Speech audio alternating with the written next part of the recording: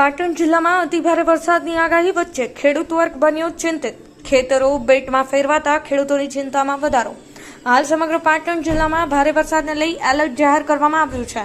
ત્યારે સતત 2 દિવસથી જિલ્લામાં વરસાદી માહોલ વચ્ચે ક્યાંક ઘરોમાં પાણી ભરાયા તો ક્યાંક સોસાયટીઓમાં અને રોડ રસ્તા સહિત અનેક જગ્યાએ વૃક્ષો ધરાશાયી થયા હોવાની વિગતો સામે આવી છે. ત્યારે હાલ રાધનપુર શહેર સહિત તાલુકાના ગ્રામ્ય વિસ્તારોમાં 2 દિવસથી સતત મેઘમહેર યથાવત છે. ગ્રામ્ય વિસ્તારોમાં ઠેર ઠેર વરસાદી પાણી ભરાયા છે.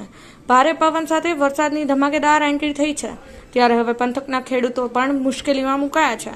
રાધનપુર તાલુકાના ગ્રામ્ય વિસ્તારોમાં સતત 2 દિવસથી અનરાધાર વરસેલા વરસાદને કારણે ખેતરો બેટમાં ફેરવાયા હોય તેવા દ્રશ્ય સર્જાયા છે, જેને લઈ ખેડૂતોનો પાક નિષ્ફળ જવાની ભીતિ સેવાઈ રહી છે.